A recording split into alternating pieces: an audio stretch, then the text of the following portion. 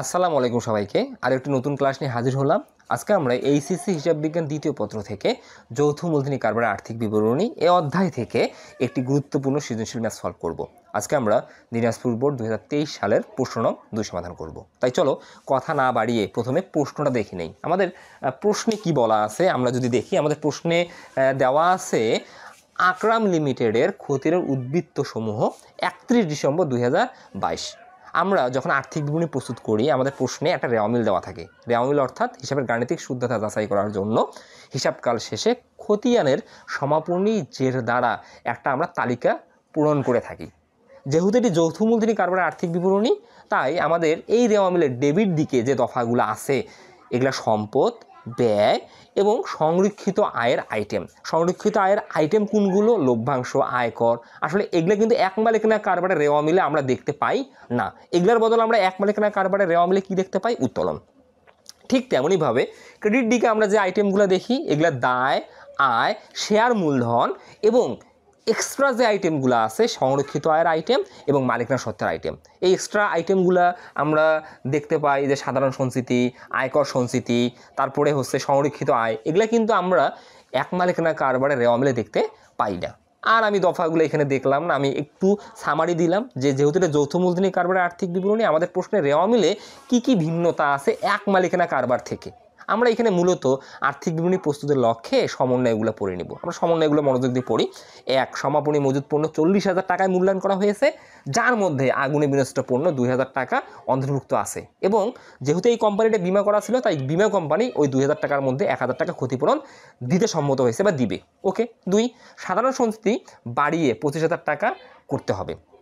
3, আয়কর সঞ্চিতি রাখতে হবে 5,000 টাকা। 4, নিট মুনাফার 10,000 টাকা দ্বারা একটি পেনশন তহবিল তৈরি করো। 5, শেয়ার অধিকার সুনামের সাথে সমন্বয়পূর্বক অবলোপন করতে হবে। ওকে, আমরা সমন্বয়গুলো পড়ে নিলাম। এখন আমরা সৃজনশীল প্রশ্ন সলভ করব। সৃজনশীল প্রশ্ন প্রথমে ক সলভ করব। কয় কি বলছে? সমন্বিত ভ্যাট চলতি হিসাব নিরূপণ করো। এই যে সমন্বিত ভ্যাট চলতি হিসাব নিরূপণ করতে বলছে, ভ্যাট চলতি হিসাবটা আসলে কি? ভ্যাট চলতি হিসাবটা হচ্ছে এটা গভর্নমেন্টের টাকা। আমরা যখন পণ্য ক্রয় করি, পণ্য ক্রয় করার সময় আমরা গভর্নমেন্টকে ভ্যাট প্রদান করি। ঠিক তেমনইভাবে আমরা যখন পণ্য বিক্রি করি, আমরা পণ্য বিক্রয় করার সময় পণ্যের বিক্রয় মূল্যের সাথে কাস্টমারের কাছে অতিরিক্ত একটা টাকা আদায় করি ভ্যাট বাবদ। এটা কাকে দেওয়ার জন্য? গভর্নমেন্টকে দেওয়ার জন্য। এই যে আমরা পণ্য ক্রয় করার সময় গভর্নমেন্টকে ভ্যাট প্রদান করার জন্য যার কাছে পণ্য ক্রয় করতেছি তাকে ভ্যাট দিচ্ছি। ঠিক পক্ষান্তরে তেমনইভাবে আমরা যখন পণ্য বিক্রি করতেছি তখন গভর্নমেন্টকে ভ্যাট দেওয়ার উদ্দেশ্যে জনগণের কাছ থেকে ভ্যাট আদায় করতেছি। এই যে ভ্যাট প্রদান করতেছি, আদায় করতেছি, এই ভ্যাট সংক্রান্ত লেনদেনগুলো আমরা ভ্যাট চলতি হিসাবে লিপিবদ্ধ করার মাধ্যমে আমরা ভ্যাট চলতি হিসাবের সমাপনী জের নির্ণয় করে থাকি। সমন্বিত ভ্যাট চলতি হিসাব সেই ওই জিনিসটাকেই রিপ্রেজেন্ট করতেছে যে সমন্বিত ভ্যাট চলতি হিসাব নিরূপণ করো। তার মানে গভর্নমেন্ট আমার কাছে কত টাকা ভ্যাট পাবে বা গভর্নমেন্টের ভ্যাটের টাকা আমার কাছে জমা আছে কিনা আমরা ভ্যাট চলতি হিসাব নির্ণয়ের মাধ্যমে বা ভ্যাট চলতি হিসাব প্রস্তুত করার মাধ্যমে এটা নিরূপণ করব। তাই আমরা আগে খাতায় লিখব, এখানে যেহেতু আমরা 2 নং প্রশ্নের সমাধান করতেছি আমরা লিখব আগে 2 নং প্রশ্নের সমাধান। 2 নং প্রশ্নের সমাধান লিখে লিখব আমাদের ক লিখে লিখবো ভ্যাট চলতি হিসাব। আসলে ভ্যাট চলতি হিসাব এটি কিছুই না, ভ্যাট চলতি হিসাব হচ্ছে আমাদের একটা খতিয়ান। ওকে, এখন ভ্যাট চলতি হিসাব প্রস্তুত করার লক্ষ্যে আমাদের রেওয়ামিলে আগে ভ্যাট চলতি হিসাবের প্রারম্ভিক জেরটা বসাতে হবে খতিয়ানে। তাহলে আমরা দেখবো যে আমাদের ভ্যাট চলতি হিসাব প্রারম্ভিক জেরটা রেওয়ামিলে ডেবিট আছে না ক্রেডিট আছে। এই দেখো ভ্যাট চলতি হিসাব আমাদের 2500 টাকা আছে। এটা তারিখ দেওয়া থাক বা না থাক, রেওয়ামিলে যে ভ্যাট চলতি হিসাব থাকে এটা ভ্যাট চলতি হিসাবের প্রারম্ভিক জের। তাহলে ভ্যাট চলতি হিসাব আমাদের রেওয়ামিলে ডেবিট আছে 2500। ডেবিট মিন করে যে আমি গভর্নমেন্টকে 2,500 টাকা অগ্রিম ভ্যাট দিয়ে রাখছি। প্রথমেই ভ্যাট চলতি হিসাবের খতিয়ান করার জন্য আমার এই ভ্যাট চলতি হিসাবের প্রারম্ভিক জেরটা বসাতে হবে। আর এটা কিন্তু ফ্লেক্সিবল। ভ্যাট চলতি হিসাবটা ফ্লেক্সিবল বলতে কেন আমি ফ্লেক্সিবল বললাম? কারণ এটা ডেবিটও থাকতে পারে, ক্রেডিটও থাকতে পারে। তোমার জাস্ট করণীয় তুমি দেখবা রেওয়ামিলে ভ্যাট চলতি হিসাব আছে কিনা। যদি ডেবিট দিকে থাকে প্রারম্ভিকটা ডেবিট দিকে বসাবা, যদি ক্রেডিট দিকে থাকে প্রারম্ভিক জেরটা ক্রেডিট দিকে বসাবা। তাই তুমি প্রথমেই ছক করবা তারিখ, বিবরণ, জাবেদা বিস্তার, ডেবিট টাকা, ক্রেডিট টাকা, উদ্বৃত্ত, ডেবিট, ক্রেডিট। প্রথম কাজ হচ্ছে 2022 জানুয়ারি 1 এই প্রারম্ভিক জেরটা বসানো। এখন যেহেতু ভ্যাট চলতি হিসাব এই প্রারম্ভিক জেরটা আমরা উদ্বৃত্ত বিডি নামে বসাবো। আর এই লিখবো উদ্বৃত্ত বিডি লিখে আমাদের যেহেতু এটা ডেবিট তাই আমরা এই যে উদ্বৃত্ত মানে কিন্তু আসলে জের, আমি ডেবিট ঘরে বসাবো। এই যে ডেবিট ঘরে বসাবো। বসার পর ভ্যাট মূলত কোথায় থাকে? পণ্য ক্রয়ের সাথে থাকে, পণ্য বিক্রয়ের সাথে থাকে। আমরা স্পষ্ট দেখতেছি আমাদের রেওয়া মিলে, এই দেখো ক্রয় 1,15,000 টাকায় পণ্য ক্রয় করছি 15% ভ্যাট সহ। তার মানে এই 1,15,000-এর মধ্যে গভর্নমেন্টের 15% ভ্যাট ইনক্লুড আছে, যুক্ত আছে। তাহলে আমরা ভ্যাট সহ পণ্য ক্রয় করছি। এখন আমি যখন এখানে আয় বিবরণী প্রস্তুত করব, গভর্নমেন্টের ভ্যাটের টাকাটা আমাকে বাদ দিতে হবে। আমরা ভ্যাট সহ যেহেতু পণ্য ক্রয় করছি, আমরা এখানে ভ্যাটটা নির্ণয় করব 115, অর্থাৎ 15/115 এই সূত্রের মাধ্যমে। আমি ভ্যাট বের করার সময় 15কে 115 দ্বারা ভাগ করব, মানে যুক্ত থাকলে আমাকে কি করতে হবে, এই টাকাকে 15 দ্বারা গুণ করতে হবে, 115 দ্বারা ভাগ করতে হবে। আর এখানে একটু ঝামেলা আছে, এই জিনিসগুলো আমি একটু খোলাসা করি। আমরা দেখতেছি এখানে ক্রয় আছে ভ্যাট সহ 1,15,000 টাকা। এখন এই ভ্যাট নির্ণয়ের আগে স্টুডেন্টের কনফিউশনে ভোগে। ভ্যাট আমরা কখন বের করব? আমরা সরাসরি ক্রয়ের উপর কি ভ্যাট নির্ণয় করব, নাকি ক্রয় থেকে ক্রয় ফেরত বাদ দেব, ক্রয় বাদটা বাদ দেব, পণ্য বিতরণ বাদ দেব, অলিখিত ক্রয় যোগ করব? এই সমন্বয়ের কাজগুলো করার পর ভ্যাটটা এক্স্যাক্টলি আমি কোথায় কাটবো, ভালো করে একটু তুমি বোঝো। আসলে আমরা ভ্যাট কখন দেই? ভ্যাট দেই পণ্য ক্রয় করার সঙ্গে সঙ্গে। ধরো আমি 1 লক্ষ টাকায় পণ্য ক্রয় করলাম, আমি 1 লক্ষ টাকায় পণ্য ক্রয় করলাম, আমি 1 লক্ষ টাকায় পণ্য করার সঙ্গে সঙ্গে কিন্তু গভর্নমেন্টকে 15% ভ্যাট দেবো, মানে সঙ্গে সঙ্গে কিন্তু এই 1 লক্ষ টাকার ভ্যাট যার কাছ থেকে পণ্য ক্রয় করছি সে আমার কাছ থেকে নিয়ে নেবে। তার মানে আমি সঙ্গে সঙ্গে ভ্যাট দেবো। এখন 1 লক্ষ টাকায় পণ্য ক্রয় করে আমি আমার পণ্যটা প্রতিষ্ঠানে নিয়ে আসলাম, আনার পর দেখলাম আমার 10,000 টাকার পণ্য নিম্নমান, এই 10,000 টাকার পণ্য নিম্নমান, তখন আমি এই 10,000 টাকার পণ্য ফেরত দেবো। যখন 10,000 টাকার পণ্য ফেরত দেবো, 10,000 টাকার পণ্য দিব, অর্থাৎ 10,000 টাকা সমপরিমাণ পণ্য দিব, যার কাছে আমি পণ্য ক্রয় করছি সে আমাকে কিন্তু ভ্যাট সহ ফেরত দেবে। তার মানে যখন আমি ক্রয়কৃত পণ্য ফেরত দেব তখন কিন্তু ভ্যাটটা আমি ফেরত পাচ্ছি। এই জন্যে আমি ক্রয় থেকে ক্রয় ফেরত বিয়োগ করার পর আসলে 15% ভ্যাট অ্যাপ্লাই করব। কিন্তু অন্যান্য যে আমাদের সমন্বয়গুলো আছে, যেমন এই অঙ্কে আছে আমাদের আগুনে বিনষ্ট পণ্য, মূলত এইটা বোঝানোর জন্যই। কারণ আমরা যদি লেকচারের সাপ্লিমেন্টের বইটা দেখি, 2025 সালের যে সাপ্লিমেন্টটা বের হয়েছে, এইখানে কিন্তু এখানে তারা একটা মিস্টেক করছে।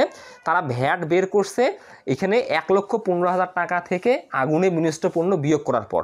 এই জিনিসটাকে খোলাসা করার জন্য তোমাকে আমরা এই জিনিসটা বলতেছি যে আমার যে এখানে 1,15,000 টাকা আছে, আমি 1,15,000 টাকায় পণ্য ক্রয় করছি, পণ্য ক্রয় করার পর আমার দোকানে আগুন লাগছে, আগুন লেগে 2,000 টাকার পণ্য পুড়ে গেছে। তার মানে আমি কিন্তু পণ্য ক্রয় করার সঙ্গে সঙ্গে ভ্যাট দিছি, তাহলে আগুনে বিনষ্ট পণ্য এখানে তো বাদ যাবে না, বিয়োগ করা যাবে না, কারণ এই 2,000 টাকার উপরকেও তো গভর্নমেন্টকে আমি কর দিছি। এটা কিন্তু আর অ্যাডজাস্টেবল না, এটা আমার লস। তাহলে এইখানে আমাকে কি করতে হবে, এই যে আমি যে ক্রয় করছি, ক্রয়ের সাথে আমি যে প্রদত্ত ভ্যাট, কারণ আমি যখন পণ্য ক্রয় করি গভর্নমেন্টকে আমাকে ভ্যাট প্রদান করতে হয়। পণ্য ক্রয় করার সময় আমি ভ্যাট দিব, আর পণ্য বিক্রি করার সময় আমি ভ্যাট আদায় করব। তাই আগে আমরা পণ্য ক্রয় যেহেতু করছি, প্রদত্ত ভ্যাট এটাকে বলবো, আমরা প্রদত্ত ভ্যাট বের করবো। আমি লিখে রাখছি, এই দেখো প্রদত্ত ভ্যাট। প্রদত্ত ভ্যাট এখানে কিন্তু আমরা আগুনে বিনষ্ট পণ্য মূল্যায়ন করব না। কেন মূল্যায়ন করব না? কারণ আমি আগে পণ্য ক্রয় করছি, পণ্য করার সময়ের সঙ্গে সঙ্গে গভর্নমেন্টকে কর দিছি, তারপরে আমার দোকানে মাল সাজিয়ে রেখেছি, তাই মিস্টেক আমার ভুলের কারণে বা ইলেকট্রিসিটির কারণে, বিভিন্ন কারণে আসলে আমার কারবারে আগুন লেগে 2,000 টাকার পণ্য পুড়ে গেছে। এই যে 2,000 টাকার পণ্য পুড়ে গেছে, এই জন্য আসলে এটা ভ্যাট আমার অ্যাডজাস্টেবল হবে না, এটার সাথে ভ্যাটের কোনো সম্পর্ক নাই। তাহলে আমি এখানে কি করব, প্রদত্ত ভ্যাট নির্ণয়ের জন্য এই 1,15,000-কে 15 দ্বারা গুণ করবে, 115 দ্বারা ভাগ করবো। কেন? কারণ এখানে 15% ভ্যাট যুক্ত আছে। যখন 15% ভ্যাট যুক্ত থাকবে তখন ভ্যাট নির্ণয়ের ক্ষেত্রে 15/115 লিখতে হবে। কারণ আমি যদি 15% কাটি আমার ভুল হবে। কখন 15% কাটবো? যখন পণ্য ক্রয়ের সময় ভ্যাট দিব। এখানে ভ্যাট সহ পণ্য ক্রয় উল্লেখ আছে, তার মানে এখানে ক্রয় মূল্যও আছে, ভ্যাটও আছে, দুইটা মিলে আছে 1,15,000। তাহলে আমার এখানে ক্রয় মূল্য হচ্ছে 100% আর ভ্যাট হচ্ছে আমাদের 15%। তাহলে এখানে মূল্য দাঁড়িয়েছে 115%। তাহলে এই 115%-এর মধ্যে ভ্যাট কত পার্সেন্ট? 15%। এই জন্য ভ্যাট নির্ণয়ের জন্য কী করবো, আমি 1,15,000-কে 15 দ্বারা গুণ করবো, 115 দ্বারা ভাগ করবো। তাহলে আমরা প্রদত্ত ভ্যাট পাবো হচ্ছে 15,000। তাহলে আমরা যখন পণ্য ক্রয় করলাম, আমাদের প্রকৃত ক্রয় মূল্য 1 লক্ষ টাকা, 1 লক্ষ টাকায় পণ্য ক্রয় করছি এবং এই 1 লক্ষ টাকার উপর গভর্নমেন্টকে ভ্যাট প্রদান করছি 15%, মানে 15,000। তাই আমাদের ভ্যাট সহ পণ্য ক্রয় এখানে দেওয়া আছে 1,15,000। এখন যেহেতু তুমি এখানে ভ্যাট চলতি হিসেবে খতিয়ান করবা, তাহলে এইটা তুমি জাবেদা করো। আমি জাবেদাটাও লিখে রাখছি, জাবেদা। এখন তুমি ভ্যাট সহ পণ্য ক্রয় করছো, জাবেদা কি? প্রথমে ক্রয় হিসাব ডেবিট ব্যয়ের জন্য, তুমি এখানে তোমার ক্রয় কত 1 লক্ষ টাকা, তাহলে ক্রয় হিসাব ডেবিট 1 লক্ষ টাকা। তুমি গভর্নমেন্টকে ভ্যাট দিছো কত, গভর্নমেন্টকে ভ্যাট দিছো 15,000 টাকা, এটা তোমার অগ্রিম ভ্যাট। গভর্নমেন্ট তোমার কাছে ভ্যাট চায়নি, যখনই তুমি ক্রয় করবা ইনস্ট্যান্ট ভ্যাট দিবা। এই যে ইনস্ট্যান্ট ভ্যাট দিলা, গভর্নমেন্ট তোমার কাছে ভ্যাট চায়নি, পণ্য ক্রয় করার সঙ্গে সঙ্গে ভ্যাট দিলা, তার মানে এটা তোমার অগ্রিম ভ্যাট, অগ্রিম ব্যয়ের মতো। তাহলে অগ্রিম ভ্যাট এটা কিন্তু আমাদের সম্পদ। যখন আমি ভ্যাট দিব প্রদত্ত ভ্যাট, যখন আমি ভ্যাট নিব প্রাপ্ত ভ্যাট। আমি যখন ভ্যাট দেবো ভ্যাট চলতি হিসাব ডেবিট, আমি যখন ভ্যাট নিব ভ্যাট চলতি হিসাব ক্রেডিট। তাহলে পণ্য ক্রয় করার সময় ভ্যাট চলতি হিসাব ডেবিট, পণ্য বিক্রি করার সময় ভ্যাট চলতি হিসাব ক্রেডিট। তাহলে এখন জাবেদাটা আমি আসি, পণ্য ক্রয়ের জাবেদাটা আসি। তাহলে আমি জাবেদা কী করবো, ভ্যাট সহ ক্রয় হিসাব ডেবিট 1 লক্ষ টাকা, প্রদত্ত ভ্যাট অর্থাৎ ভ্যাট চলতি হিসাব ডেবিট 15,000 টাকা, নগদান হিসাব ক্রেডিট হচ্ছে 1,15,000 টাকা। এইখান থেকেই মূলত জাবেদা থেকেই মূলত আমরা খতিয়ানে এই ক্রয়ের যে ভ্যাটটা আছে এই ভ্যাটটা আসলে আমরা ট্রান্সফার করব বা স্থানান্তর করব। তাহলে আমরা কিন্তু এখানে ভ্যাট চলতি হিসাবের খতিয়ান করতেছি। তাহলে ভ্যাট চলতি হিসাব কী আছে, ডেবিট আছে। এখন ডেবিটের এগনিস্টে ক্রেডিট কী আছে, কারণ আমি যখন খতিয়ানে পোস্টিং দেই, আমি যার খতিয়ান করি সে যদি ডেবিট থাকে আমি ক্রেডিটটা খতিয়ানে লিখি, যার খতিয়ান করি সে যদি ক্রেডিট থাকে আমি ডেবিটটা খতিয়ানে লিখি। আমরা কার খতিয়ান করতেছি, ভ্যাট চলতি হিসাব। তাহলে ভ্যাট চলতি হিসাব কী আছে, ডেবিট আছে। এর এগনিস্টে ক্রেডিট কী আছে, ক্রেডিট আছে কিন্তু আমাদের নগদান হিসাব। তাই আমার লিখতে হবে এই যে ডিসেম্বর 31 নগদান হিসাব, এটা কিন্তু ক্রয়ের জন্য, এটা কিন্তু ক্রয় হিসাব অর্থাৎ ক্রয়ের জন্য। এখন আমাদের বইগুলোতে এই মিস্টেকটা আছে, নগদানকে না লিখে ক্রয় হিসাব লিখছে। আমি আসলে এখানে শুদ্ধ করে শেখানোর চেষ্টা করতেছি যে আমরা এখানে ক্রয় হিসাব লিখতে পারি না, কারণ জাবেদা থেকে তো আমি আসলে খতিয়ানে পোস্টিং দেই। তাহলে আমাদের কি ক্রয় হিসাব লেখা বাঞ্ছনীয়, লেখা যাবে? লেখা তো যাবে না, কারণ ক্রয় হিসাব তো ডেবিট আছে। এখন আমাদের খতিয়ানের নিয়মটা কি, যার খতিয়ান করব সে ডেবিট থাকলে আমাকে বিবরণের ঘরে ক্রেডিটটা লিখতে হবে। তাহলে এখানে ভ্যাট চলতি হিসাব ডেবিট আছে, তাহলে বিবরণের ঘরে কী লিখবো, নগদান হিসাব। এই যে নগদান হিসাব লিখছি। এখন ভ্যাট চলতি হিসাব ডেবিট আছে, তাই ডেবিট ঘরে লিখবো 15,000 টাকা। এখন আমাদের অ্যাকাউন্টিংয়ে নিয়ম কি, আমি 2500 টাকা ডেবিট শুরু করছি, আমাদের আবার ডেবিট হয়েছে, তাহলে ডেবিটে যোগ হয়ে এই যে যোগফল আবার ডেবিট ঘরে লিখবো 17,500।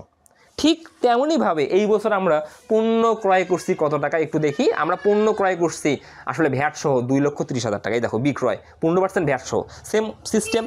এখানে বিক্রয় মূল্য 100%, ভ্যাট 15%। ভ্যাট সহ যেহেতু বিক্রয়, তারপরে এই যে 2,30,000 টাকাটা আছে এটা 115%। এখন আমি যদি এখান থেকে ভ্যাট আলাদা করতে চাই তাহলে এই 2,30,000কে 15 দ্বারা গুণ করতে হবে, 115 দ্বারা ভাগ করতে হবে। তার আগে আমাকে দেখতে হবে বিক্রয় ফেরত বিক্রয় বারটা আছে কিনা। ভ্যাট নির্ণয়ের আগে বিক্রয় ফেরত বিক্রয় বারটা বাদ দিব। ওকে, তাহলে আমাদের এইখানে বিক্রয় রিলেটেড কোনো সমন্বয় আসলে নেই। তাহলে আমরা সরাসরি প্রাপ্ত ভ্যাট নির্ণয় করব এইভাবে। এই যে আমি লিখে রাখছি প্রাপ্ত ভ্যাট, তাহলে আমাদের ভ্যাট সহ বিক্রয় মূল্য কত, 2,30,000 টাকা। এই 2,30,000 টাকার মধ্যে সেম সিস্টেম, আমাদের হচ্ছে বিক্রয় মূল্য 100%, ভ্যাট 15%, মোট মূল্য 115%। এখন আমি ভ্যাট নির্ণয় করব, তার মানে 2,30,000 গুণন 15 ভাগ 115, মানে যেটাকে বের করবা সেটা তুমি রাখবা হচ্ছে লবে, আর মোটটা হচ্ছে তোমার হরে। তুমি বের করবা ভ্যাট, তাহলে ভ্যাট হচ্ছে তোমার তো 15%, তাহলে 2,30,000-এর মধ্যে ভ্যাট 15%, তাহলে 15 ভাগ 115, তোমার ভ্যাটটা আসবে 30,000 টাকা। এটা তোমার হচ্ছে প্রাপ্ত ভ্যাট বা বিক্রয় ভ্যাট যেটাকে আমরা বলি। আসলে বিক্রয় ভ্যাট বলা ভুল হবে, প্রাপ্ত ভ্যাট। এটা জাবেদা কি, আমাদের জাবেদা হচ্ছে নগদান হিসাব ডেবিট। আমরা কিন্তু এখানে যে 2 লক্ষ টাকায় পণ্য বিক্রি করছি, 2 লক্ষ টাকায় পণ্য বিক্রি করছি বললে ভুল হবে। আমি 2 লক্ষ টাকায় পণ্য বিক্রি করছি, এই 2 লক্ষ টাকার মধ্যে গভর্নমেন্টের ভ্যাট 30,000 টাকা, তাই আমি কাস্টমারের কাছ থেকে 2,30,000 টাকা আদায় করছি ভ্যাট সহ। তাই আমি জাবেদা করছি নগদান হিসাব ডেবিট 2,30,000 টাকা। কাস্টমারের কাছ থেকে নগদ নিচ্ছি 2,30,000 টাকা। এই 2,30,000 টাকার মধ্যে বিক্রয় মূল্য কত, তাহলে বিক্রয় হিসাব ক্রেডিট 2 লক্ষ টাকা। আর ভ্যাট চলতি হিসাব ক্রেডিট, তার মানে গভর্নমেন্টের ভ্যাট কত, 30,000 টাকা। এখন এইখান থেকে এই জাবেদা থেকে তুমি ভ্যাট চলতি হিসাবে পোস্টিং দাও, কারণ জাবেদা থেকেই তো আমরা খতিয়ানে পোস্টিং দেই। তাহলে এখানে ভ্যাট চলতি হিসাব কী আছে, ক্রেডিট আছে। আর ক্রেডিটের অপোজিট কি, ক্রেডিটের অপোজিট কিন্তু নগদান হিসাব ডেবিট, কারণ ক্রেডিটের অপোজিট কিন্তু কখনো ক্রেডিট না। এখানে কখনোই কিন্তু বিক্রয় হিসাব লেখা যাবে না। বইয়ে যে আমরা দেখতেছি বিক্রয় হিসাব আছে বা সাপ্লিমেন্টগুলোতে দেখতেছি যে বিক্রয় হিসাব আছে, আসলে আমাদের কিন্তু লেখার ভুল এটা। আমাকে লিখতে হবে নগদান হিসাব। তো নগদান হিসাব আমি লিখবো, অপোজিটটা লিখে আমাদের ভ্যাট চলতি হিসাব ক্রেডিট আছে তাই ক্রেডিট ঘরে লিখবো, কারণ যার খতিয়ান টাকা যদি ডেবিট থাকে খতিয়ানের ডেবিট ঘরে, যার খতিয়ান তার টাকা যদি ক্রেডিট থাকে খতিয়ানে ক্রেডিট ঘরে। এখন এইবার আমি যোগ বিয়োগ করব। আমাদের কিন্তু ভ্যাট চলতি হিসাবের দেখো নগদান হিসাব আমাদের ক্রয় ভ্যাট লেখার ফলে ডেবিট ছিল হচ্ছে 17,500। এরপরে আমি নগদান হিসাব লিখলাম, তার মানে এই যে ভ্যাট চলতি হিসাবে ক্রেডিট ছিল ক্রেডিট ঘরে লিখলাম। তাহলে আমার ডেবিট 17,500, ক্রেডিট 30,000। তাহলে অ্যাকাউন্টিংয়ে আসলে আমি কি করব, ডেবিট থেকে ক্রেডিট বিয়োগ করব। তাহলে ডেবিট 17,500, ক্রেডিট 30,000, কোন জেডটা বড়, ক্রেডিট জেডটা বড়, তাই আমি ক্রেডিট ঘরে লিখবো 12,500। আর এই ভ্যাট চলতি হিসাব আমাদের ক্রেডিট বের হয়েছে, ভ্যাট চলতি হিসাব ক্রেডিট বের হলে কি মিন করে এটা মিন করে এই যে বিশেষ দ্রষ্টব্য ভ্যাট চলতি হিসাব ক্রেডিট জেড, এটা আমাদের চলতি দায়। এটা বোঝার জন্য আমি লিখে রাখছি, আসলে তোমাকে লিখতে হবে না, জাস্ট বললাম এটা কিন্তু আমাদের চলতি দায়। এটা চলতি দায় আমার মিন করতেছে, এটা দ্বারা মিন করতেছে গভর্নমেন্টের 12,500 টাকা আমার কাছে এবার জমা আছে, আমার প্রতিষ্ঠানে আছে, এটা গভর্নমেন্টকে আমি দেই নাই, এটা পরবর্তীতে আমাকে সরকারি কোষাগারে জমা দিতে হবে। তাহলে আমরা খুব সহজে আসলে ভ্যাট চলতি হিসাবটা নিরূপণ করতে পারলাম। আর আমি তোমাদের কিন্তু একদম সঠিক নিয়মটা শিখালাম, যদিও বা আমাদের বইয়ের সাথে মিলতেছে না। তুমি অবশ্যই আমার ক্লাসটা মনোযোগ সহকারে বোঝার চেষ্টা করবে, ইনশাআল্লাহ তোমাদের কখনোই ভ্যাট রিলেটেড কোনো সমস্যা থাকবে না। আমরা খুব সহজে ক করে ফেললাম। এখন আমরা ক্ষয়ের সমাধান করব। ক্ষয়ে বলছে কর পরবর্তী নিট লাভ 48,000 টাকা ধরে সংরক্ষিত আয় বিবরণী প্রস্তুত করো। আমরা এটি যৌথ মূলধনী কারবারের আর্থিক বিবরণী প্রস্তুত করতেছি। আমরা যৌথ মূলধনী কারবারের আর্থিক বিবরণীতে আমরা কি প্রস্তুত করি, মূল করণীয় কি? মূল করণীয় হচ্ছে আমাকে হিসাবকাল শেষে আয় বিবরণী প্রস্তুত করতে হয়। আমরা আয় বিবরণী কেন প্রস্তুত করি? আর্থিক ফলাফল তথা কর বাদ বা কর পরবর্তী নিট লাভ নির্ণয়ের জন্য আমরা আয় বিবরণী প্রস্তুত করে থাকি। আয় বিবরণী প্রস্তুত করার পর আমরা সংরক্ষিত আয় বিবরণী প্রস্তুত করি। আমরা সংরক্ষিত আয় বিবরণী কেন প্রস্তুত করি? আমরা যখন এক মালিকানা কারবারে আর্থিক বিবরণী করি, এক মালিকানা কারবার বলতে একটা কারবার যার মালিক একজন এবং যে কারবারের আইনগত কোনো ভিত্তি নাই। একটা কারবারে যদি একজন মালিক থাকে যত টাকা লাভ হয়, বা একটা কারবারে যদি 2 বা ততোধিক মালিক থাকে ওটা অংশীদারি কারবার, যত টাকা লাভ হয় তত টাকাই মালিকদের মধ্যে বন্টন করা হয়। কিন্তু এটা যৌথ মূলধনী কারবার, কারবার কিন্তু একটা, এখানে মালিক অর্থাৎ শেয়ার হোল্ডার কিন্তু অনেকগুলো। এখন যৌথ মূলধনী কারবারে যত টাকা লাভ হবে তত টাকাই শেয়ার হোল্ডারদেরকে প্রদান করা হবে না। যৌথ মূলধনী কারবার এটা কিন্তু আইন দ্বারা পরিচালিত।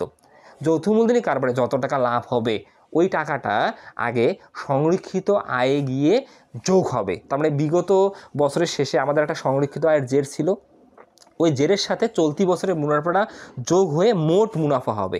এই মোট মুনাফা থেকে একটা নির্দিষ্ট অংশ শেয়ার হোল্ডারদেরকে লভ্যাংশ আকারে প্রদান করা হবে, আর একটা নির্দিষ্ট অংশ গভর্নমেন্টকে আয়কর বাবদ প্রদান করা হবে, আর একটা নির্দিষ্ট অংশ দ্বারা বিভিন্ন ভবিষ্যৎ ব্যবস্থা গ্রহণ করা হবে, যেমন সাধারণ সঞ্চিতি তহবিলে স্থানান্তর করা হবে, পেনশন তহবিলে স্থানান্তর করা হবে। এই যে আমরা নিট লাভের টাকা দ্বারা শেয়ার হোল্ডারদেরকে লভ্যাংশ প্রদান করতেছি, গভর্নমেন্টকে আয়কর প্রদান করতেছি এবং বিভিন্ন ভবিষ্যৎ ব্যবস্থার জন্য স্থানান্তর করতেছি, এই প্রক্রিয়াটাই আমরা সংরক্ষিত আয় বিবরণীতে প্রদর্শন করে সংরক্ষিত আয়ের সমাপনী জের নির্ণয় করব। তাই চলো আমরা কথা না বাড়িয়ে এই অঙ্কের জন্য সংরক্ষিত আয় বিবরণী প্রস্তুত করি। আর সংরক্ষিত আয় বিবরণী প্রস্তুতের জন্য আমরা প্রথমেই আমাদের রেওয়া মিলে প্রারম্ভিক যে সংরক্ষিত আয় আছে সেটা আমি রেওয়া মিল থেকে নিব। আমরা দেখতেছি এই দেখো সংরক্ষিত হয় 42,000 টাকা, এটা ক্রেডিট দিকে আছে, তার মানে বিগত বছরের শেষে এই প্রতিষ্ঠানে লাভের 42,000 টাকা রয়ে গেছে। বিগত বছরের শেষে ছিল সমাপনী, 2022 সালের জানুয়ারি 1 তারিখে এটা হয়ে গেছে প্রারম্ভিক। তাই আমরা প্রথমেই লিখব খ, প্রতিষ্ঠানের নাম লিখব, তারপরে লিখব সংরক্ষিত আয় বিবরণী, তার নিচে লিখব 2022 সালের 31শে ডিসেম্বর তারিখে সমাপ্ত বছরের জন্য, দিয়ে বিবরণ টাকা আমরা সলভ করব। দিয়ে প্রথমে যে কাজটা করব আমরা রেওয়া মিল থেকে প্রারম্ভিক সংরক্ষিত আয়টা লিখব। তাহলে প্রথমে লিখব প্রারম্ভিক সংরক্ষিত আয়, আমরা এই যে দ্বিতীয় ঘরে লিখব 42,000 টাকা। আর এই প্রারম্ভিক সংরক্ষিত আয় যে 42,000 টাকা ছিল, আমরা এই বছরে সারা বছর ব্যবসা করার মাধ্যমে আমরা বছর শেষে কর বাদ নিট লাভ, এটা কিন্তু আসলে আমরা নির্ণয় করি নেই, আয় বিবরণী আমাকে প্রস্তুত করতে বলে নেই বা প্রশ্নে বলা হয়নি, আমাকে কিন্তু ক্ষয়ে বলে দিছে কর বাদ নিট লাভ 48,000 টাকা ধরে। তাহলে আমরা লিখব কর বাদ নিট লাভ, কর বাদ বা কর পরবর্তী অর্থাৎ গভর্নমেন্টকে কর দেওয়ার পর আমার নিট লাভ কত, কর বাদ নিট লাভ হচ্ছে প্রশ্ন মতে, এটা কিন্তু আমি বের করি নাই, প্রশ্ন মতে কত টাকা 48,000 টাকা। তাহলে এই বছর ব্যবসা করার মাধ্যমে আমার কারবারে আর্থিক ফলাফল তথা নিট লাভ পাওয়া গেছে 48,000 টাকা। তাহলে বিগত বছরের নিট লাভ 42,000 আর এই বছরের নিট লাভ 48,000, তাহলে আমাদের মোট মুনাফা দাঁড়ালো 90,000 টাকা। এই মোট মুনাফা 90,000 টাকা থেকে আমরা এখন কি করব, এইখান থেকে শেয়ার হোল্ডারদেরকে আমরা একটা লাভের অংশ লভ্যাংশ আকারে প্রদান করব, এইখান থেকে গভর্নমেন্টকে নগদ লভ্যাংশ প্রদান করব, এইখান থেকে আমরা শেয়ার হোল্ডারদের জন্য প্রস্তাবিত লভ্যাংশ ঘোষণা করে এইখান থেকে টাকা সরিয়ে রাখবো, এইখান থেকে আমরা বিভিন্ন ভবিষ্যৎ ব্যবস্থা গ্রহণ করব। এই কাজগুলি আমরা কিন্তু সংরক্ষিত আয় বিবরণে প্রস্তুত করে থাকি। তাহলে আমরা 90,000 টাকা পেলাম। এখন আমরা লিখব শিরোনাম বাদ শিরোনাম, বাদ শিরোনামে আমরা অলওয়েজ রেওয়ামিল থেকে আগে দুইটা আইটেম নিয়ে আসব। প্রথমে গভর্নমেন্ট মানে শেয়ার হোল্ডারদেরকে আমি যে লভ্যাংশ প্রদান করতেছি বা করলাম সেটা আমি আনবো। এই লভ্যাংশটা শুধু লভ্যাংশ নামে থাকতে পারে, লভ্যাংশ প্রদান বা অন্তর্বর্তীকালীন লভ্যাংশ। এই যে লভ্যাংশ আছে 5,000, তার মানে আমরা শেয়ার হোল্ডারদেরকে চলতি বছরে 5,000 টাকা লভ্যাংশ প্রদান করছি। কই থেকে? 90,000 টাকা থেকে। তাহলে বাদ প্রথমেই রেওয়ামিল থেকে আমি লভ্যাংশ লিখবো, প্রথম ঘরে 5,000। লভ্যাংশ লেখার পর আমরা দেখব গভর্নমেন্টকে এই বছরে আমরা আয়কর প্রদান করছি, গভর্নমেন্টকে আমরা এই বছর আয়কর প্রদান করছি 4,000। এটা কিন্তু দিয়ে দিছি আমি 4,000 টাকা। এই যে আমি এই বছর যে আয়কর দিলাম, এই আয়করটা কিন্তু ডিলে, এটা কিন্তু গত বছরের আয়কর। মানে গত বছরে গভর্নমেন্ট নির্ধারণ করছে যে এই বছরে আমাকে 4,000 টাকা আয়কর দিতে হবে, তাহলে গত বছরের আয়কর আমরা পরের বছরে দিই, সেটা রেওয়ামিলে থাকে। তাহলে আমি এই বছর আয়কর কত টাকা দিচ্ছি? 4,000 টাকা। তাহলে আমরা লিখবো আয়কর, এই লাভ থেকে আয়কর দেব। আয়কর আমরা আসলে ইনার কলামে লিখবো, ভিতরে লিখবো।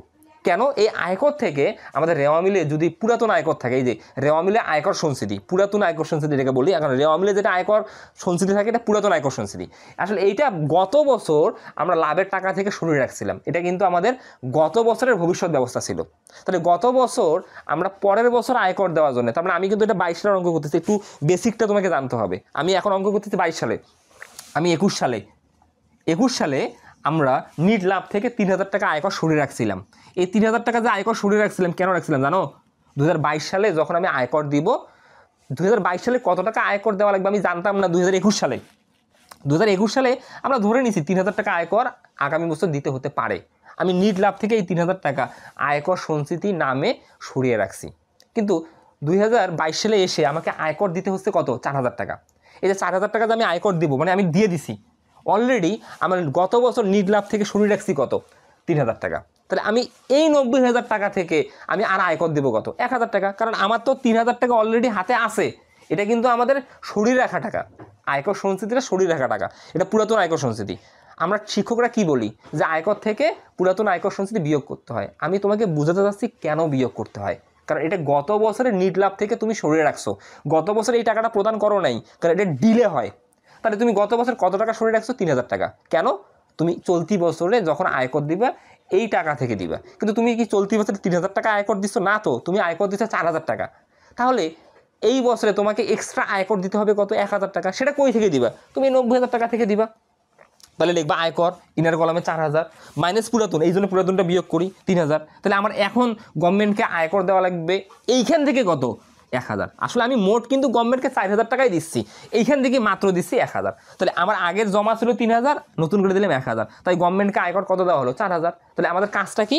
আমি আয়কর ইনার কলামে লিখবো, মাইনাস লিখবো পুরাতন আয়কর, ইনার কলামে বিয়োগ করে আমি টাকার ঘটে দেবো 1,000। এই 90,000 টাকা থেকে আসলে 1,000 টাকা আয়কর দেবো। তাহলে প্রথমে কিন্তু আমি রেওয়ামিল থেকে এই দুইটা কাজ প্রত্যেকটা অঙ্কে করব। রেওয়ামিলে দেখবো আমাদের লভ্যাংশ প্রদান ডেবিট দিকে আছে কিনা, বা অন্তর্বর্তী করে লভ্যাংশ ডেবিট দিকে আছে কিনা। শুধু ডেবিট দিকের লভ্যাংশ আমি লিখবো, ডেবিট দিকে আয়কর লিখবো। রেওয়ামিলের কাজ শেষ। এরপরে সমন্বয়ে গিয়ে আমরা ভবিষ্যৎ ব্যবস্থাগুলো দেখব। কারণ ভবিষ্যৎ ব্যবস্থা কী কী থাকতে পারে? যেমন সাধারণ সঞ্চিতি তহবিলের স্থানান্তর, পেনশন তহবিলের স্থানান্তর, লভ্যাংশ সমতাকরণ তহবিলের স্থানান্তর, এগুলো কিন্তু আমাদের ভবিষ্যৎ ব্যবস্থা। 1 নম্বর সমন্বয় ভবিষ্যৎ ব্যবস্থা না। 2 নম্বর সাধারণ সঞ্চিতি বাড়িয়ে 25,000 টাকা করতে হবে। আমাদের সাধারণ সঞ্চিতিতে অলরেডি কত টাকা আছে দেখি। এই যে সাধারণ সঞ্চিতিতে আমাদের গত বছর পর্যন্ত এই 20,000 টাকা কিন্তু নিট লাভের টাকা সরিয়ে রেখে আমরা এই ফান্ডটা তৈরি করছি। সাধারণ সঞ্চিতি কিন্তু ভবিষ্যতের বড় ধরনের প্রাকৃতিক হাট থেকে রক্ষা পাওয়ার জন্য এই তহবিলটা আমরা তৈরি করে থাকি। আসলে এই 20,000 টাকা কিন্তু শেয়ার হোল্ডারদেরই টাকা। যদি এই কারবারটা বিলোপ সাধন হয়, এই টাকাটা কিন্তু শেয়ার হোল্ডাররা ভাগ করে নেবে, এটা নিয়ে কোনো ঝামেলা নাই। আসলে লাভের টাকা দ্বারা এগুলো তৈরি করা হয়, এটা কিন্তু আসলে মালিকরা সত্ত্বের আইটেম। তো সাধারণ সঞ্চিতি 2021 সালের ডিসেম্বর 31 তারিখ পর্যন্ত আমার কত টাকা ছিল? 20,000। তাই তো রেওয়ামিলে 2022 সালের রেওয়ামিলে ক্রেডিট দিকে 20,000 টাকা আছে। আমাদের এই 20,000 টাকাটা বাড়িয়ে এখন কত টাকায় রূপান্তর করতে হবে? 25,000 টাকায় রূপান্তর করতে হবে। তাহলে অলরেডি তোমার টাকা আছে 20,000 আছে, তুমি বাড়িয়ে কত টাকায় রূপান্তর করবা? 25,000 টাকায়। তো নতুন টাকা দরকার কত? 5,000। এই 5,000 টাকা তুমি কোথায় থেকে দিবে? এই 90,000 টাকা থেকে দিবা। তাহলে তুমি লিখবা, এই দেখো সাধারণ সঞ্চিতি তহবিল স্থানান্তর, এই নতুন করে 5,000 টাকা দিবা। কারণ আগে ছিল 20,000, নতুন করে যদি 5,000 টাকা দাও তাহলে বাড়িয়ে কত হবে? 25,000। তাহলে সাধারণ সঞ্চিতি তহবিল স্থানান্তর 5,000, এটা কিন্তু আমাদের ভবিষ্যৎ ব্যবস্থা। ওকে, এরপরে কি বলছে? 4 নিট মুনাফা 10,000 টাকা দ্বারা একটি পেনশন তহবিল তৈরি করো। এই পেনশন তহবিলটা কাদের জন্য তৈরি করা হয়? তোমার প্রতিষ্ঠানে যারা এমপ্লয়ি আছে অর্থাৎ কর্মচারী আছে, তাদের জন্য তুমি একটা পেনশন তহবিল তৈরি করতেছো। আর এই পেনশন তহবিল গঠন করার জন্য তুমি কি করতেছো, তুমি নিট লাভের একটা টাকা সরিয়ে রাখতেছো। তো এটা তোমার ভবিষ্যৎ ব্যবস্থা, তো তোমার লাভ তো এইখান থেকে তুমি সরিয়ে রাখবা। কাদের জন্য? কর্মচারীর জন্য, তারা যখন রিটায়ারমেন্টে যাবে, তাদের আর্থিক ফেসিলিটির জন্য তুমি পেনশন দিতে পারো। তাহলে তুমি এই যে পেনশন তহবিল স্থানান্তর, এই যে 10,000 টাকা তুমি লিখলে, আর ভবিষ্যৎ ব্যবস্থা। আর তোমাদের এখানে কোনো আইটেম নেই। মূল বিষয়টা হচ্ছে এই অঙ্কের জন্য আইটেম নাই যে আমি রেওয়া মিলের ডেবিট দিক থেকে লিখবো লভ্যাংশ প্রদান বা অন্তর্বর্তীকালীন লভ্যাংশ, তারপরে লিখবো আয়কর। আমি সমন্বয় থেকে লিখবো ভবিষ্যৎ ব্যবস্থা। ভবিষ্যৎ ব্যবস্থাগুলোর মধ্যে আমরা কী কী পাবো? সাধারণ সঞ্চিতি তহবিলের স্থানান্তর, পেনশন তহবিলের স্থানান্তর, কল্যাণ তহবিলের স্থানান্তর, লভ্যাংশ সমতাকরণ তহবিলের স্থানান্তর। আরেকটা আইটেম পাবো প্রস্তাবিত লভ্যাংশ বা ঘোষণাকৃত লভ্যাংশ, যেটা এই অঙ্কে আমাদের নেই। তাহলে আমি এই আইটেমগুলো এখন যোগ করে দ্বিতীয় ঘরে দেব। তাহলে আমি 90,000 টাকা থেকে আসলে কত টাকা বন্টন করব? 21,000 টাকা বন্টন করব। তাহলে 90,000 টাকা থেকে বিভিন্ন পক্ষকে আমি 21,000 টাকা বন্টন করার পর আমার লাভের কত অংশ কারবারে রয়ে যাবে? লাভের এই 69,000 টাকা কারবারে রয়ে যাবে। এটাই হচ্ছে সমাপনী রক্ষিত আয়। এটা আসলে মালিকানা সত্ত্বের আইটেম। যদি কারবারটা এখনই বিলোপ সাধন করা হয়, এই টাকাটা কিন্তু আবার শেয়ার হোল্ডাররা ভাগ করে পাবে। আমরা খুব সহজে বুঝে আসলে খটা তৈরি করতে পারলাম। ইনশাল্লাহ খ নিয়ে আর তোমাদের কনফিউশন থাকবে না। এখন আমরা গয়ের সমাধান করব। গয়ে বলছে সমাপনী সংরক্ষিত আয় 25,000 টাকা ধরে মালিকানা সত্ত্ব ও দায়ের পরিমাণ নির্ণয় করো। আমরা যৌথ মূলধনী কারবারের আর্থিক বিবরণীতে মূলত 3টা করণীয় করে থাকি। মূল করণীয় 3টা। আমরা হিসাবকাল শেষে আয় বিবরণী প্রস্তুত করি আর্থিক ফলাফল তথা নিট লাভ বা ক্ষতি নির্ণয়ের জন্য। তারপরে আমরা সংরক্ষিত আয় বিবরণী প্রস্তুত করি। আমরা নিট লাভ যত পেলাম, নিট লাভের টাকাটাকে আমরা প্রারম্ভিক সংরক্ষিত আয় স্থানান্তর করে মোট লাভ পাই। এই মোট লাভ থেকে আমরা শেয়ার হোল্ডারদেরকে লভ্যাংশ প্রদান করি, আমরা গভর্নমেন্টকে আয়কর প্রদান করি, এবং আমরা আসলে ভবিষ্যতের জন্য বিভিন্ন ব্যবস্থা গ্রহণ করার জন্য সেখান থেকে টাকা সরিয়ে রাখি, করে আমরা সমাপনী সংরক্ষিত আয় নির্ণয় করি। দেন আমরা সর্বশেষে একটা নির্দিষ্ট তারিখে কারবারে মোট কত টাকার সম্পদ আছে এবং কত টাকার দায়ও শেয়ার হোল্ডারদের শর্ত আছে, এটা নির্ণয়ের জন্য আমরা আর্থিক অবস্থার বিবরণী প্রস্তুত করে থাকি। আমরা আর্থিক অবস্থার বিবরণী প্রস্তুত করি মূলত আমাদের এ সমান এল প্লাস এসি, এটা নির্ণয়ের জন্য। এতে হচ্ছে আমাদের অ্যাসেট অর্থাৎ মোট সম্পদ সমান এল প্লাস এসি। এই এসিতে হচ্ছে স্টক হোল্ডার ইকুইটি। যখন আমরা এক মালিকানা কারবারের আর্থিক বিবরণী করি তখন এই এসির বদল ওই ওনার্স ইকুইটি।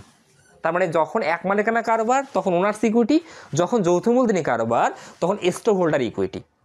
আমরা আর্থিক অবস্থার বিবরণীতে মূলত একটা নির্দিষ্ট তারিখে কত টাকা সম্পদ আছে এটা নির্ণয় করি লেফট সাইডে, কত টাকার দায়ও কোম্পানির মালিকানা সত্ত্ব আছে অর্থাৎ শেয়ার হোল্ডারদের মালিকানা সত্ত্ব আছে এটা আমরা পাই রাইট সাইডে। লেফট সাইড এবং রাইট সাইড ইকুয়াল হয়। আমাকে এখানে আসলে তাই নির্ণয় করতে বলছে মালিকানা সত্ত্ব ও দায়ের পরিমাণ নির্ণয় করো। তার মানে আমাকে রাইট সাইডের এলিমেন্ট বের করতে বলছে এল প্লাস এসি। এখানে কিন্তু দুইটা খণ্ড আছে, একটা এল একটা এসি। এলতে হচ্ছে আমাদের দায়, এই দায়টা হচ্ছে আমাদের 2 প্রকার। এই দায়টা 2 প্রকার বলতে আমাদের হচ্ছে চলতি দায় আর দীর্ঘমেয়াদী দায়। চলতি দায় আর দীর্ঘমেয়াদী দায় মিলে আমাদের দায় অর্থাৎ এল হয়। আর এসি অর্থাৎ স্টক হোল্ডার ইকুইটি, যেটাকে আমরা বলি শেয়ার হোল্ডারদের মালিকানা সত্ত্ব। শেয়ার হোল্ডারদের মালিকানা সত্ত্ব মূলত 4টা আইটেম নিয়ে গঠিত হয়। একটা হচ্ছে শেয়ার মূলধন, যেটাকে আমরা আদায়কৃত মূলধন নামে জানি। তারপরে হচ্ছে সাধারণ সঞ্চিতি বা সঞ্চিতি তহবিল, তারপরে হচ্ছে শেয়ার অধিহার, তারপরে হচ্ছে সমাপনী সংরক্ষিত আয়। এই 4টার বাইরেও আমাদের এক্সট্রা আরেকটা আইটেম আমরা অনেক অঙ্কেই দেখতে পাই, সেটা হচ্ছে লভ্যাংশ সমতাকরণ তহবিল। তাই চলো আর কথা বাড়াবো না, আমি বেসিকটা আবারও আলোচনা করলাম। যদিও বা আমার আগের ক্লাসগুলোতেও প্রত্যেকটা ক্লাসেই বেসিক কিছু না কিছু আলোচনা আছে, আমি চেষ্টা করব প্রত্যেকটা ক্লাসেই কিছু না কিছু বেসিক ধরে অঙ্কগুলা করার। আমি আসলে ওরাল নির্ভর থাকবো না, মুখস্থ নির্ভর থাকবো না, আমরা বুঝে আমরা হিসাব বিজ্ঞান করে হিসাব বিজ্ঞানে পানি করে ফেলবো। ওকে, তাই চলো আমরা এখন গ সমাধান করি, মালিকানা সত্ত্ব ও দায়ের পরিমাণ নির্ণয় করি। তাহলে মালিকানা সত্ত্ব ও দায়ের পরিমাণ নির্ণয়ের জন্য আমরা সলভ করব। প্রথমে লিখবো প্রতিষ্ঠানের নাম, তারপরে লিখবো আর্থিক অবস্থার বিবরণী, ব্র্যাকেটে লিখবো আংশিক। কেন? আমরা শুধু রাইট সাইডের এলিমেন্ট বের করতেছি। তার নিচে লিখবো 2022 সালের 31শে ডিসেম্বর তারিখের জন্য, এটা একদিনের জন্য, 31শে ডিসেম্বর তারিখের জন্য দিয়ে আমরা লিখবো মালিকানা সত্ত্ব ও দায়। এই মালিকানা সত্ত্ব ও দায় মানে 2টা খণ্ড, একটা মালিকানা সত্ত্ব একটা দায়। আমরা বইয়ের মতো করে করব না, বইয়ে অনুমোদিত মূলধন, ইস্যুকৃত মূলধন, বিলিকৃত মূলধন, এগুলোকে এক জায়গায় রেখে তারপরে উদ্বৃত্ত, সঞ্চিতি এগুলোকে এইভাবে লিখছো। অত এইভাবে না লিখে আমরা দুইটা খণ্ডে লিখবো, কোনো সমস্যা নেই, মার্কিংয়ের এখানে কোনো সমস্যা হবে না। তুমি ইনশাল্লাহ এইভাবে লেখো, ইনশাল্লাহ তুমি এ প্লাস পেবে। তোমাকে এ প্লাস আটকার মতো ইনশাল্লাহ কোনো শিক্ষক থাকবে না, যদি তুমি বেসিক বুঝে অঙ্ক করার চেষ্টা করো। তাহলে তুমি এখানে লিখবা মালিকানা সত্ত্ব ও দায়, লিখবা কোম্পানির মালিকানা সত্ত্ব। এই কোম্পানির মালিকানা সত্ত্বতে A to Z 5টা আইটেম আসবে। প্রথমে আসবে শেয়ার মূলধন, আমরা একটা একটা করে চেক করবো আর অঙ্কে আসছে কিনা দেখবো। প্রথমে আসবে শেয়ার মূলধন। শেয়ার মূলধন তো আমাদের ক্রেডিট দিকে থাকে, এই দেখো শেয়ার মূলধন। এখানে শেয়ার মূলধন 20 টাকা মূল্যের 5000 শেয়ার। তাহলে এই প্রতিষ্ঠান 5000 শেয়ার এখানে ইস্যু করছে, বিলি করছে এবং তোমার আদায় হয়েছে। তাহলে প্রথমে তুমি লিখবা এই যে শেয়ার মূলধন, এটা কিন্তু আসলে আদায়কৃত। তাহলে আদায়কৃত হচ্ছে 5000 গুণন 20, আমাদের 1 লক্ষ টাকা। এই 1 লক্ষ টাকা তুমি দ্বিতীয় ঘরে লিখবে। এই যে অমিলে 1 লক্ষ টাকা আছে, সেই 1 লক্ষ টাকায় লিখলে। তাহলে কোম্পানির মালিকানা সত্ত্বে প্রথমেই তুমি লিখবে রেওয়ামিল থেকে শেয়ার মূলধন। 2 নম্বরে লিখবে সাধারণ সঞ্চিতি বা সঞ্চিত তহবিল। এই সাধারণ সঞ্চিতি বা সঞ্চিত তহবিল আসলে কোম্পানির মালিকানা সত্ত্ব। মালিকানা সত্ত্ব মানে কি? আমি শেয়ার হোল্ডার, আমার অংশ কোথায় আছে, আমার অংশ কোথায় আছে, আমার যেগুলো টাকা সেগুলোই মালিকানা সত্ত্ব। শেয়ার মূলধন, আমি শেয়ার হোল্ডার, আমার টাকা। লাভের টাকা, আমি শেয়ার হোল্ডার, আমার টাকা। আর লাভের টাকা দ্বারা আমরা কি গঠন করি? সাধারণ সঞ্চিতি গঠন করি। তো এই সাধারণ সঞ্চিতিতে 20,000 টাকা দেখতেছি রেওয়ামিলে আছে, এটা কোন টাকা দ্বারা গঠিত? নিট লাভের টাকা দ্বারা গঠিত। নিট লাভের টাকা আলটিমেটলি কাদের? শেয়ার হোল্ডারদের। তাহলে মার্কেট শর্ত মানে কি? এখানে শেয়ার হোল্ডারদের শর্ত। তাহলে শেয়ার হোল্ডাররা যে দফাগুলোর দাবি নিজের করতে পারবে বা তাদের নিজের যেগুলা, তাহলে সাধারণ সঞ্চিতি শেয়ার হোল্ডারদের। তাহলে লিখবা সাধারণ সঞ্চিতি, এটার কাজ আছে। সাধারণ সঞ্চিতি প্রথম ঘরে লিখবে 20,000। তুমি সমন্বয়ে এই যে সাধারণ সঞ্চিতিকে বাড়িয়ে কত টাকায় রূপান্তর করছো? 25,000 টাকায়। তাই তুমি সংরক্ষিত আয়ে 5,000 টাকা সাধারণ সঞ্চিতি তহবিলে স্থানান্তর দেখিয়েছো, ওইটাই তুমি এখানে যোগ করবা। এই যে যোগ নতুন নামে 5,000 টাকা, এই যে সমন্বয়ের সাথে মিলে গেল 25,000 টাকা। এই যে সাধারণ সঞ্চিতি বাড়িয়ে 25,000 টাকা করতে হবে, এবার 25,000 টাকা হয়ে গেল। এরপরে এটা 2 নম্বর দফা হিসেবে গেল। তার মানে প্রথমটা 1 নম্বর দফা হিসেবে আসছে, তারপরে এটা 2 নম্বর দফা হিসেবে আসছে। আমি আমাদের সিরিয়ালে আমরা সবসময় যাবো। তারপরে 3 নম্বরে আসবে শেয়ার অধিয়ার। শেয়ার অধিয়ার মানে কি? এই যে তুমি যে শেয়ার মূলধন দেখতেছো, তুমি এখানে 5,000 শেয়ার বিক্রি করছো। 5,000 শেয়ার কয় টাকা করে বিক্রি করছো? 20 টাকা। এটার আসল 20 টাকা কিন্তু আসল। তবে তুমি 20 টাকার শেয়ার কিন্তু 20 টাকা দরে বিক্রি করো নাই, তুমি 20 টাকার চেয়ে বেশি দরে বিক্রি করছো। ধরে নাও তুমি 22 টাকা দরে বিক্রি করছো। আর একটা শেয়ারের আসল মূল্য কিন্তু তোমার ছিল 20 টাকা। আর 20 টাকার শেয়ার তুমি কয় টাকা দরে বিক্রি করছো? 22 টাকা দরে। তুমি শেয়ার প্রতি লাভ করছো কত? শেয়ার প্রতি লাভ 2 টাকা করছো। এই দেখো শেয়ার প্রতি তুমি 2 টাকা লাভ করছো। এই যে শেয়ার প্রতিতে তুমি 2 টাকা লাভ করছো, এটাই তোমার শেয়ার অধিয়ার। এই শেয়ার অধিয়ারটা হচ্ছে মূলধনী লাভ। এই 2 টাকা শেয়ার প্রতি কাদের টাকা? শেয়ার হোল্ডারদের টাকা। তাহলে শেয়ার অধিয়ার এটা মালিকানা সত্ত্বের মধ্যে পড়ে। তাহলে আমরা দেখতেছি রেওয়ামিলে শেয়ার অধিয়ার 15,000 টাকা আছে। এটা কিন্তু আসলে তোমার শেয়ার হোল্ডারদের মূলধনী লাভ। এটা মূলধনী লাভ, কিন্তু মূলধন জাতীয় আয় যেটা মূলধনী লাভ। তাহলে লিখবা শেয়ার অধিয়ার প্রথম ঘরে 15,000 টাকা। প্রথম ঘরে কেন লিখবা? কারণ শেয়ার অধিয়ারের কাজ আছে। শেয়ার অধিয়ারে কী কাজ করতে বলছে দেখি একটু পাশে। এই যে শেয়ার অধিয়ার সুনামের সাথে সমন্বয়পূর্বক অবলোপন করতে হবে।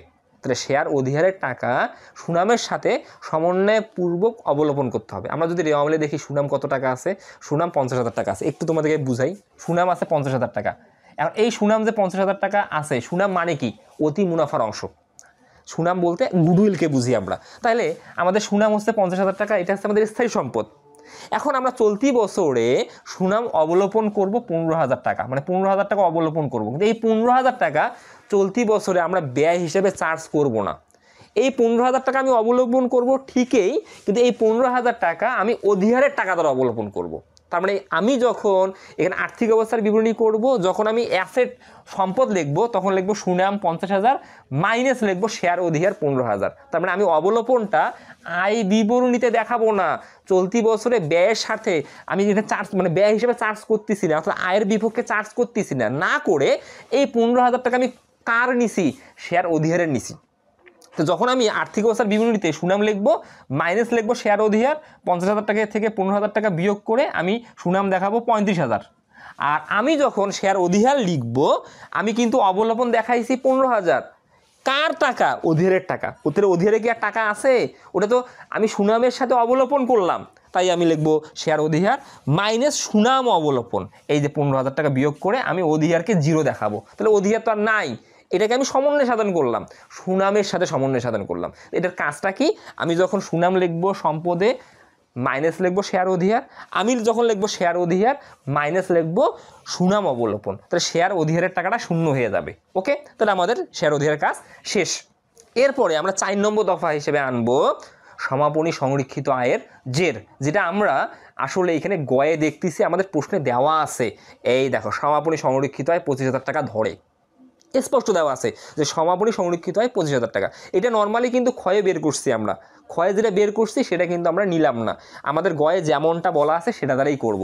এই যে সমাপনী সংরক্ষিত হয়, এই যে প্রশ্ন মতে আমি আর ক্ষয়েরটা নিলাম না। যদি ক্ষয়ে দেওয়া না থাকতো গয়ে যদি দেওয়া না থাকতো তাহলে আমি ক্ষয়ে যত টাকা বের করছি তত টাকা আমি এখানে লিখতাম।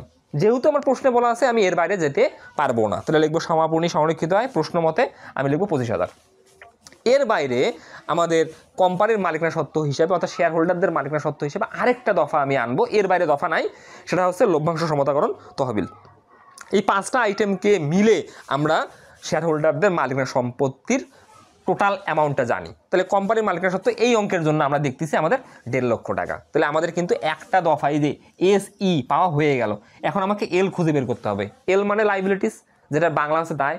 এই দায়টা আবার 2 প্রকার, চলতি দায়, দীর্ঘমেয়াদী দায়। যেহেতু আমরা এটা যৌথ মূলধনী কারবারের আর্থিক অবস্থার বিবরণী করতেছি, তাই আমরা এখানে সব কিছু করবো 1994 সালের কোম্পানির আইন অনুযায়ী। তাহলে এখন আমাকে লিখতে হবে দীর্ঘমেয়াদী দায়। প্রথমে কোম্পানির মালিকানা সত্ত্ব, দেন আমাকে লিখতে হবে দীর্ঘমেয়াদী দায়। আর দীর্ঘমেয়াদী দায় বলতে আমরা ঋণপত্রকে বুঝি। এখানে একটা ইন্টারেস্টিং ব্যাপার আছে। আমরা জানি এই যে রেওয়ামিল, রেওয়ামিলের ডেবিট দিকে যে দফাগুলো থাকে সেটা সম্পদ ব্যয় আর সংরক্ষিত আয়ের আইটেম। তুমি আজকে একটা ব্যতিক্রমী জিনিস দেখো, ডেবিট দিকে 10% ঋণপত্র আছে। এই যে ডেবিট দিকে যে 10% ঋণপত্র আছে, ডেবিট দিকে আছে মানে না এটা সম্পদ না এটা ব্যয়। তো 10% ঋণপত্র এটা তো ব্যয় না, এটা কি মিন করতেছে এটা আমাকে বুঝতে হবে। এই 10% ঋণপত্র মিন করতেছে আমি অন্য কোম্পানির ঋণপত্র ক্রয় করছি। ডেবিট দিকে আছে মানে এটা বিনিয়োগ। আমাকে মাথাটা খাটাতে হবে, এখানে নাম কোনো ম্যাটার না, সাইড ম্যাটার। ডেবিট দিকে ঋণপত্র আছে মানে ঋণপত্র ক্রয়, তার মানে তুমি অন্য কোম্পানিতে বিনিয়োগ করছো, তাই অন্য কোম্পানির ঋণপত্র ক্রয় করছো 1 লক্ষ টাকা, এটা তোমার বিনিয়োগ। ওকে, এইবার দেখো ক্রেডিট দিকে 5% বন্ড আছে। এই বন্ড, ঋণপত্রের ইংরাজি হচ্ছে বন্ড, বন্ডের বাংলা হচ্ছে ঋণ বা ঋণপত্র। এখন এই বন্ড ঋণপত্র ডেবিটে থাকলে হবে বিনিয়োগ, ক্রেডিটে থাকলে হবে দায়। একদম সহজ। তাহলে যদি ঋণপত্র ডেবিট দিকে থাকে, যদি ডেবিট দিকে থাকে, এই যে ডেবিট দিকে থাকলে হয়ে যাবে অ্যাসেট মানে সম্পদ। যদি বন্ড বা ঋণপত্র ক্রেডিট দিকে থাকে হয়ে যাবে লাইবিলিটিস। এগুলো তোমাকে বুঝতে হবে, না বুঝলে তুমি আসলে অঙ্ক ক্যাচ করতে পারবে না। এই দেখো 5% বন্ড স্পষ্ট লেখা আছে, এই বন্ড ক্রেডিট দিকে আছে, তার মানে এটি এবার ঋণ। তার মানে তুমি এবার কি করছো, তোমার বন্ড বিক্রি করছো, মানে মানুষ তোমাকে ঋণ দিছে। তাহলে ডেবিট দিকে ঋণপত্র বা বন্ড থাকলে এটা বিনিয়োগ, ক্রেডিট দিকে বন্ড বা ঋণপত্র থাকলে এটা হচ্ছে আমাদের ঋণ। এটা আমি ভালোভাবে তোমাকে ক্লিয়ার করালাম। তাহলে এই 5% বন্ড আমাকে লিখতে হবে। এই যে 5% বন্ড আমি সরাসরি তৃতীয় ঘরে লিখবো 30,000। তাহলে দীর্ঘমেয়াদী দায় একটাই থাকে, ঋণপত্র বা বন্ড, যেটা আমি আসলে বিক্রি করব, বন্ড যেটা বিক্রি করবো সেটাই আমাদের ঋণ, অর্থাৎ আমি কারো কাছ থেকে ঋণ নিছি। ওকে, এরপরে আমরা আসবো চলতি দায় ও ভবিষ্যৎ ব্যবস্থা। এই চলতি দায় ও ভবিষ্যৎ ব্যবস্থা ফার্স্ট পেপার থেকে ব্যতিক্রম আমার ভবিষ্যৎ ব্যবস্থাটা। এখন চলতি দায় আমরা ফার্স্ট পেপারে অর্থাৎ হিসাব বিজ্ঞান প্রথম পত্রে যে 5টা দফা জানতাম, এখানে সে 5টা দফা আছে। আগে এই 5টা দফা চেক করি। চলতি দায়ের মধ্যে প্রথমে আমি ক্রেডিট দিকে দেখবো আমাদের ব্যাংক জমাতিরিক্ত আছে কিনা, আমাদের এই অঙ্কে নাই, লিখবো না, বাতিল। তারপরে দেখবো প্রদেয় বিল বা প্রদেয় নোট আছে কিনা, এই অঙ্কে নাই, বাতিল। তারপরে দেখবো প্রদেয় হিসাব আছে, এই যে প্রদেয় হিসাব 25,000 টাকা, আমি লিখবো প্রদেয় হিসাব, এই যে প্রদেয় হিসাব আমি লিখবো 25,000 টাকা, লিখলাম আমি 25,000 টাকা। এটা 3 নম্বর দফা হিসেবে, অর্থাৎ এখানে 1 লিখলাম, বাট এটা 3 নম্বর দফা।